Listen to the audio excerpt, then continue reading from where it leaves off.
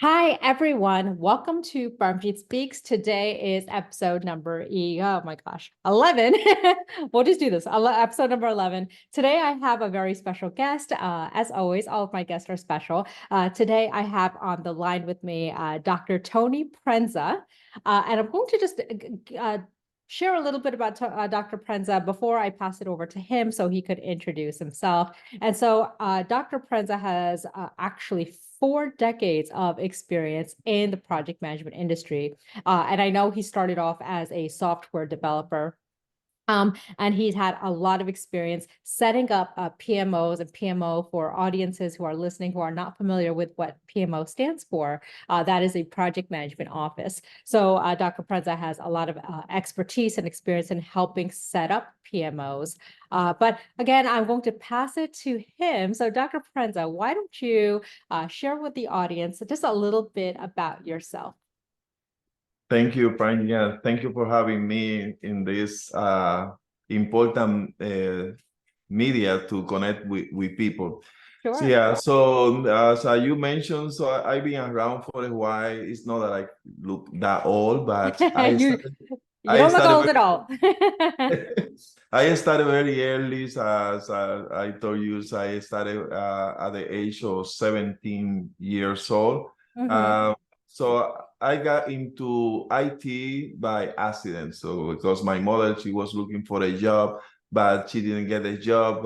The director of that office, I started in a government, so for the Office of Statistics. So he asked, so can you bring your son? So he's not like an adult yet, but we can get an opportunity for him. That's how when I started there. So at the beginning, I was doing some administrative things, helping with census, collecting data for the census that I was running by that time. And then, so I had a curiosity as well, these people are doing here. So they had a big green terminal. Because at that time we didn't have PC like today, no windows, so everything was green screens. Okay. In a mainframe environment, punch cards we didn't have, or like today that we have internet and we have advanced technology. By that time was basically rudimentary. Yeah. But that's when I started my curiosity about what programming is. So I started as a software developer. I taught myself just reading and trying and error, and learning from other people. So basically, I did that. So I was gradually ascending to different positions. So I had the opportunity to be a CIO, a Chief Information Officer for a couple of organizations. So I started in government, then transitioned to banking. Most of my professional experience in the financial sectors, in different bankings and also financial transaction processors.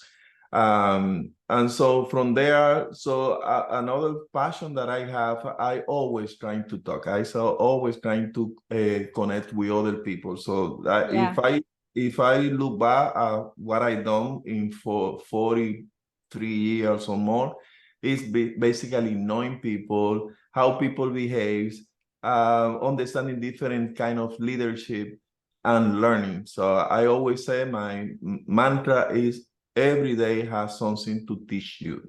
I always embrace that. So for that reasons, I went to academy. So as soon as I finished my bachelor degree, I started teaching technical courses for the university that I studied. Then so I went to other university. I've been doing that for more than 35 years. Wow. Academy. I'm still doing it, so that's my passion for facilitating and sharing knowledge with others.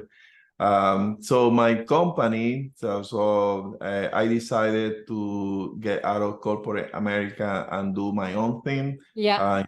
In 2022, so I started the TP Global Business Consulting. This is my company, so we focus on project management, PMO, Lately, so I started more than 1 year in the topics of power skills. So I am a people person. For I have curiosity for change management. Yeah. And now I'm doing, so that's what I was doing in Dubai last week about emotional intelligence for Austrian engineers. So this is a little me about out of the work. So I do golfing. So I always do something. So I like golf because it's challenging. So I like challenges. Yeah, no, absolutely. And so I love that, Dr. Prensa. So number one, your background is remarkable.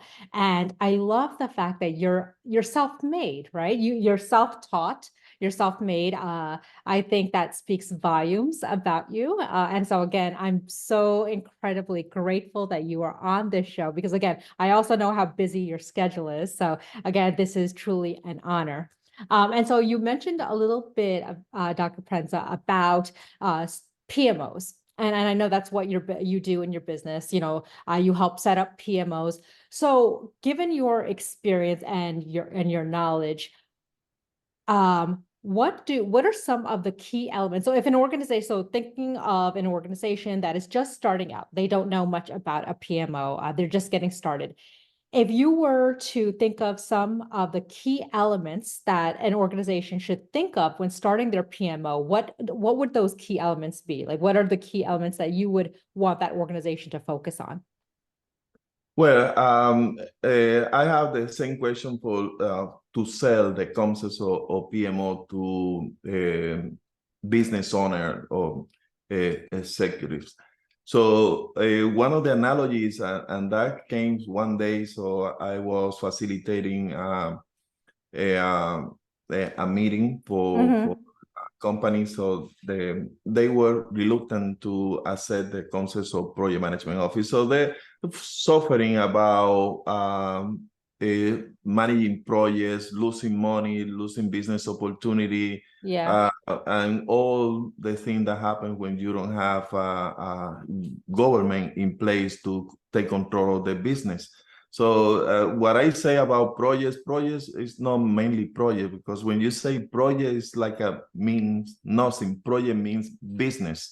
Yeah. So every initiative that any organization does is because you want to create changes. You want to achieve something great in your organization. That's the reason for that you need to have project. So you need to protect your investment like you do in a portfolio. So you have $100,000, so you want to take the most out of your investment. So you decide where you want to place the investment. So your investment grows. That's how you look for. So the same in PMO. So I have the analogy to explain the operation of a project management office with an airport, air traffic control tower. So in an airport, so I use a video that is out there from the busiest airports in the world, no, in the United States, is the airports of Atlanta, the Jackson Halfield Airport. So the airplanes are projects, and the air control tower is the PMO. So imagine a busy airport without a air control tower. So it's gonna be a mess. It's gonna be risky. So you're risking lives. In the case of a PMO, if you don't have a PMO, you are risking investment. So your money is not in good hands. So you need to have the PMO like controlling all what happened with the investment. How are you gonna make the investment grow? So we talked a lot about benefit realization. So the PMO should be that control tower taking care of the investment of the organization. So that's how I see the relationship between an air control tower and project management office. Absolutely. And Dr. Prensa, so I've had that same experience where I feel that in one of the organizations I've worked in before, I felt that they were used to doing projects, the leaders and everyone throughout the organization was used to doing one-off projects. They didn't necessarily have a PMO. And so when the PMO was established, I don't feel that they necessarily number one, they didn't necessarily respect the PMO. And I think that ties to the fact that they didn't understand the PMO. And I think they thought, well, we've been doing projects ourselves for such a long time. Why do we need a separate project management office? But I think your analogy is perfect. You need that air controller who's managing who has more oversight over all of those different projects. So yeah, great analogy. And so from the PMOs that you've established, Dr. Prensa, have those PMOs drawn more from a waterfall way of doing things? And so for folks who are listening in who may not be familiar, project management, waterfall is a one way of, I guess, it's one principle or one methodology for managing a project. That there's the waterfall, and then there's also agile. And so, and I'm not explaining it as well as I'm sure I could be, but have the PMOs, Dr. Prensa, that you've established, have they drawn more from waterfall principles, agile principles, or both? Well, so I had the opportunity to work on in both approaches. So because I have so many years in the industry and in companies, so I had the opportunity to see different transition from methodology based and also in management approaches.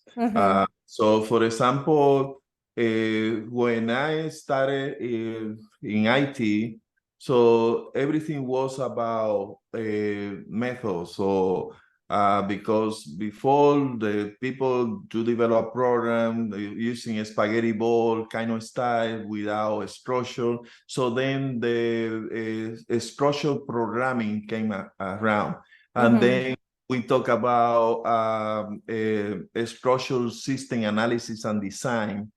By that time, we didn't talk a lot about projects. It's basically, so I started in project management using some rudimentary kind of project scheduling tools like Harvard Total Project Management for those people that at the beginning of the 80s.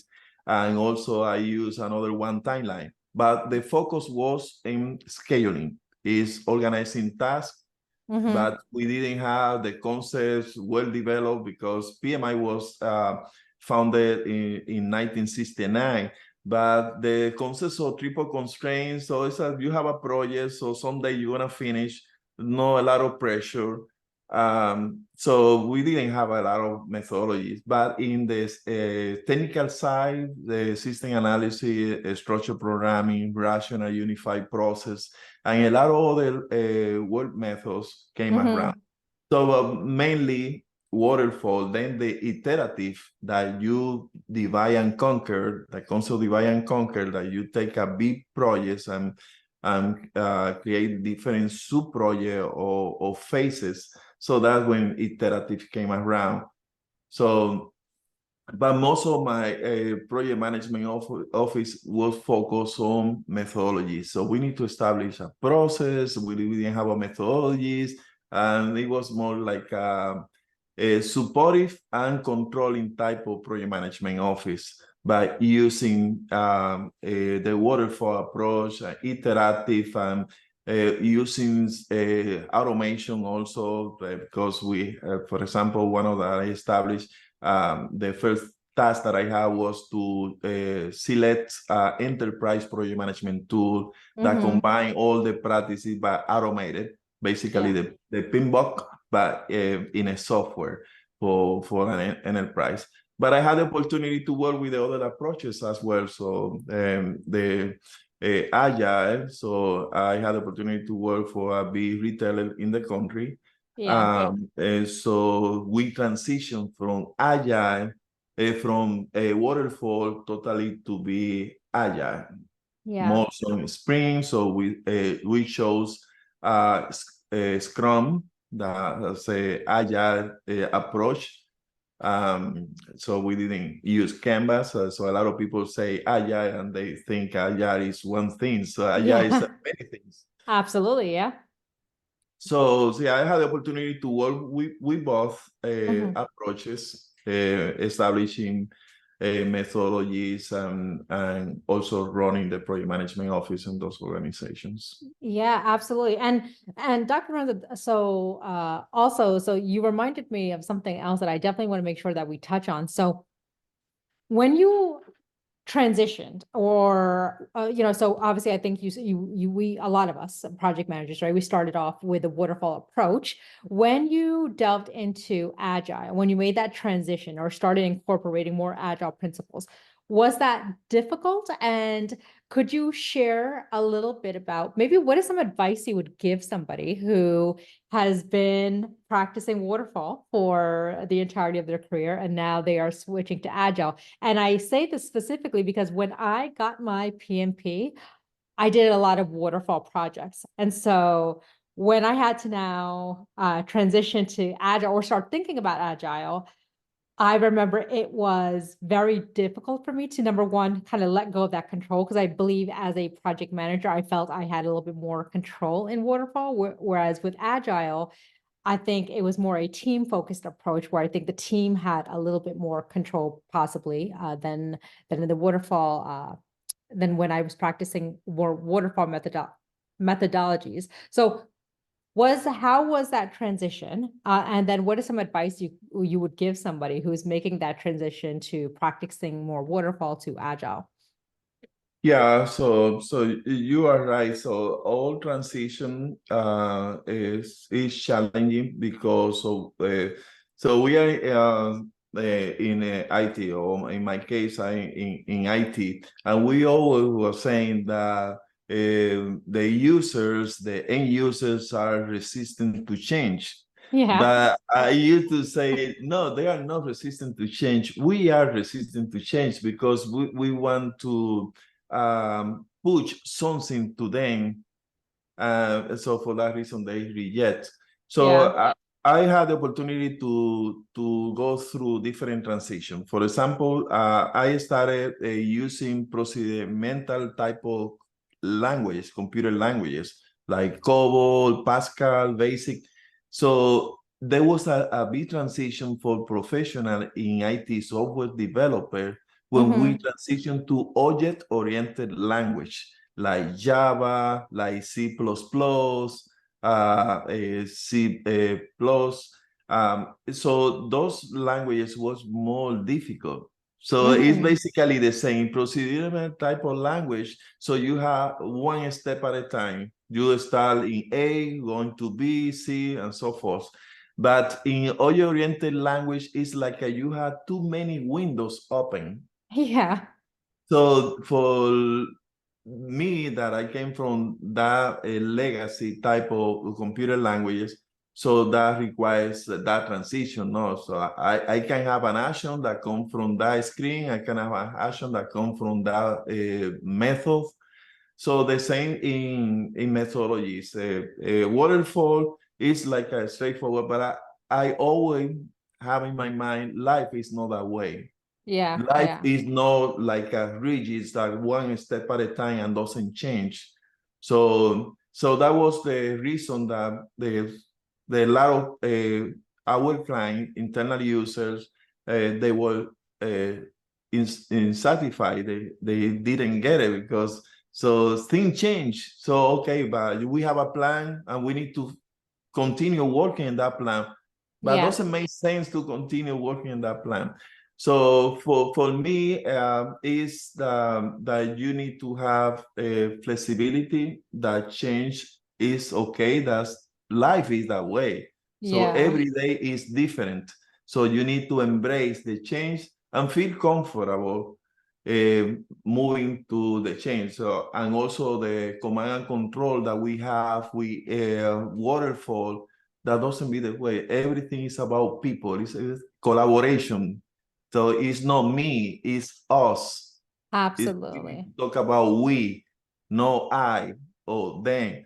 So that's the transitions about is painful for anyone that go, but I would say my advice is you need to have open mind. Life is agile. So Absolutely, absolutely. And even the example that I was giving before, right, going from waterfall to agile, I think I was a rigid project manager because I had my artifacts that I used, and I had certain, after one task was completed, that's when I moved on to the next. And again, I had a very waterfall approach.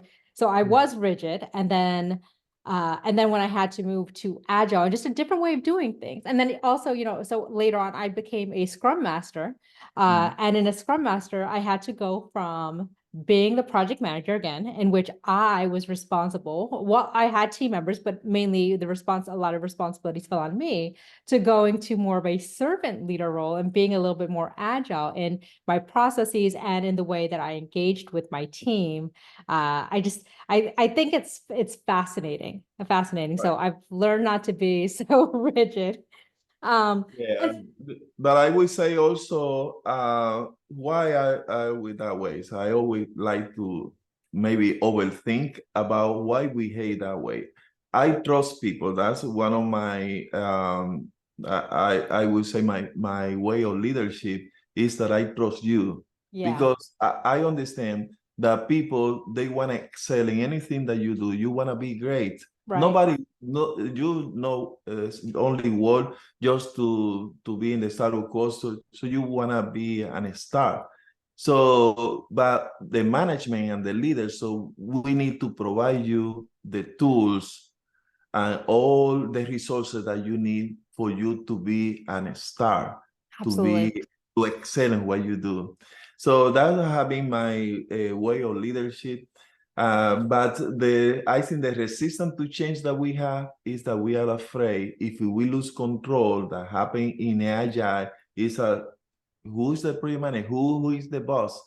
Yeah. So you think that you're gonna lose your job because top management will decide. So what are you doing? So you're not contributing. So I think that's the problem for people in accepting the agile mindset because they think they're gonna lose their job. I think that's the Yeah, I think it's definitely about control. I think you're absolutely spot on. I think definitely about control. And me, like I'm a type A personality, so losing that control, it's very now I've as again I've been a scrum master for I think about 3 years now, and so I've now gotten used to that. But I definitely think it's about control, and it's, all of those factors. But also, Dr. Prince, I think that's what makes you a great leader, because you are people focused and you want to see individuals develop. And I think you are supportive of that. And so I think that's what makes you a great leader. I think that's what makes anyone a great leader. Wanting to see their team grow and doing whatever it takes to do that. My one of my last former managers, I was just in awe of her, because just like you, she also was always so supportive in seeing us grow, and she definitely had a people focused approach to the way that she did business. So right. and so now also, Dr. Prensa, when you are starting a PMO, so I know a lot of, so I've helped start a lot of PMOs. I've been involved in growing a PMO. Mhm. And one of the things that comes up often is, okay, as a PMO, what are the ITTOs that are necessary for us to have a successful PMO? And so for folks who are listening who may not be familiar with ITTOs, ITTOs are inputs, tools, techniques, and outputs. And now, as project managers, and as PMOs, we have access to a lot of those inputs, tools, techniques, and outputs. But what are the ones, if you had a tool belt and you were only allowed to use a specific number of ITTOs, which ones would you use? Which ones do you think are critical to your project or your PMO? Well, one of the things, what is a PMO? PMO is a business unit, and you need Yeah. to see it like that. So, as a business unit, your products or your services are projects, making sure the investment So I had talked to a lot of PMO leaders around the world. So the first question that I asked, what the size of your portfolio? So I'm managing a business of 50 million. But imagine, so you are the CEO of a business of 50 million US dollars business. Mm-hmm. So you're establishing a department that you need to have controls of all the resources, including the finance. And also you need to control how you're going to invest the money that you have in order to maximize the return on investment. Yeah. So, so I said when I facilitate the PMO workshop, so I made people repeat, we are business thinkers.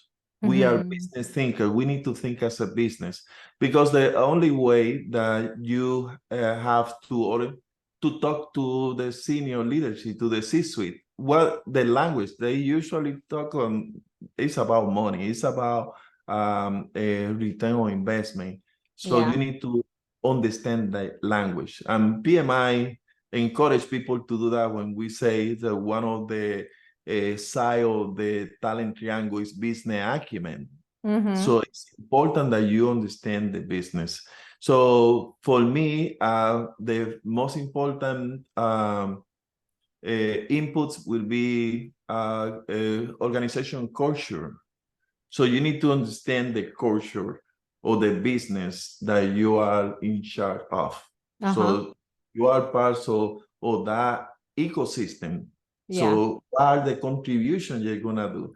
So a lot of PMO firms, and before they said some authors said the PMO die in 3 years, and now they are saying the PMO dies in 2 years. So every day is like people they say, I don't need a PMO, but maybe they don't need a PMO that doesn't have value, and you need Right. to what value is. So that's the most important thing is that you need to understand the business that you're going to go into, Mm-hmm. and understanding the culture. If you understand the culture of the business, so you're going to be able to communicate properly with the senior leadership, with the C-suite. Yeah. So you need to be a friend of the C-suite and understand the pains and figure out how you're going to make things happen. They are the dreamers, and you are the responsible to make those dreams come true. So that's the role of a great PMO leader. Absolutely. I couldn't agree more. And you talked a little bit about that, I think in the beginning also, the value of a PMO. And so when an individual or individuals are meeting, so let's say I'm a director of hopefully a project management office that I'm looking to open in my company, but I have leadership who is telling me, Parmjit, we already manage this project. What is the value of a PMO? Why don't you project managers just, manage your projects that have been assigned to you? If I was sitting in a meeting with these executives, let's say I'm sitting with the CEO and the CIO, and I'm trying to share with them what the value would be of them supporting the formation of a PMO. If you could think of a few sentences, how would you express that value? So sometimes I come back with another question. So what the value of a CEO in a corporation? So if you going to establish a new organization, a new business, so you think that you need a CEO, you need someone on the top Yeah. to determine what the organization gonna do moving forward. So you already have an investment in projects. So you don't have a head that take the investment and move it to the next level.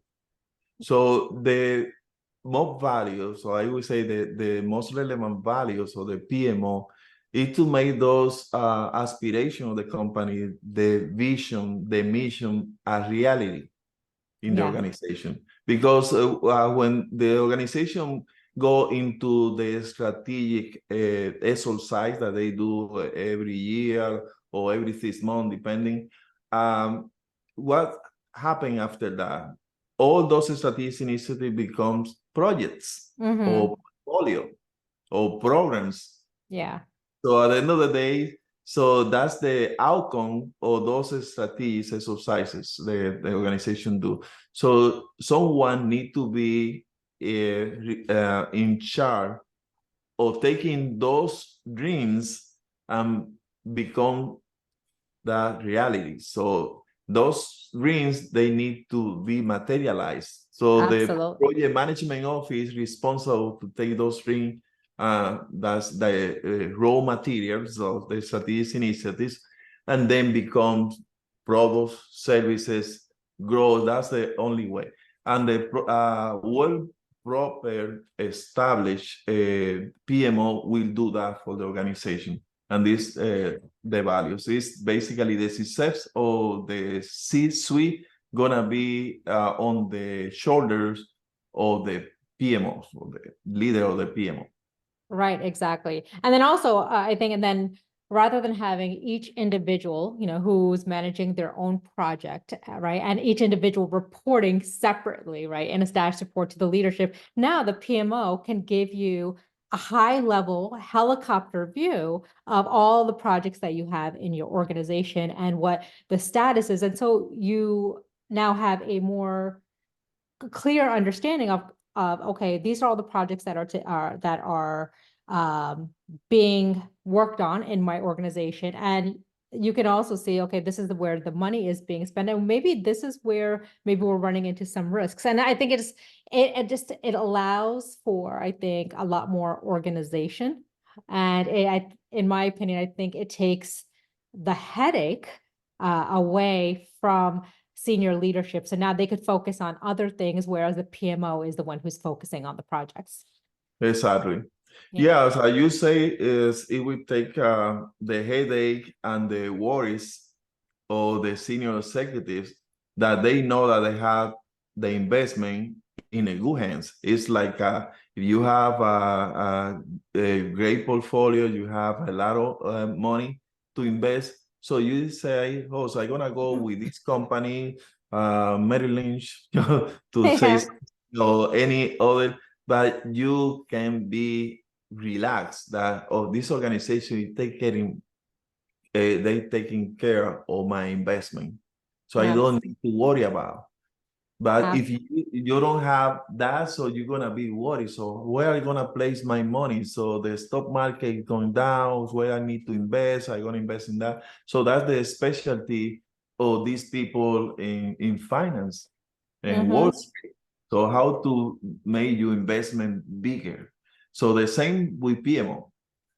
But you need to have the right people in charge of the PMO, with the leadership, the knowledge about the business, and also the technical aspects of leading and managing projects. Yeah, absolutely. And so, Dr. Prensa, so I realize we're running out of time. Before I let you go, I wanted to ask, and this is something new I've started, because I love learning about people, and I'm always so fascinated by individuals' backgrounds and their aspirations. And so, if you hadn't gone down the path of being a software engineer and a project management leader, what would you have done as a little boy when you were thinking about what you wanted to be when you grew up? What is that thing or those things? Well, so I said I got into IT by accident. Yeah. So my passion was to be a doctor in medicines. I wanted to be a cardiologist. Okay. So I always have passion to help people. Yeah. So I couldn't go through some time after I got my all educations. I want to go back to school and study medicine.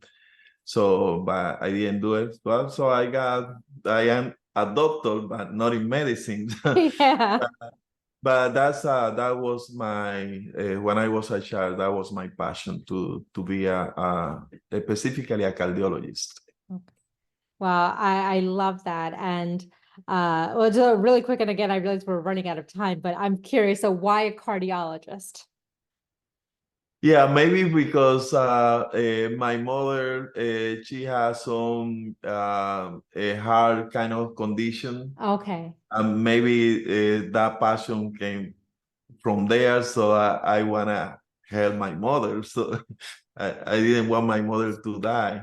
Right. Yeah. And then maybe that's thing. But I always have passions about the medicine, the science, and I always was curious. All my favorite classes in school, it was anatomy, biology, and all the kind of the science. And always I like nature, so I have my belief of the something perfect happens in everything that we have in our planet.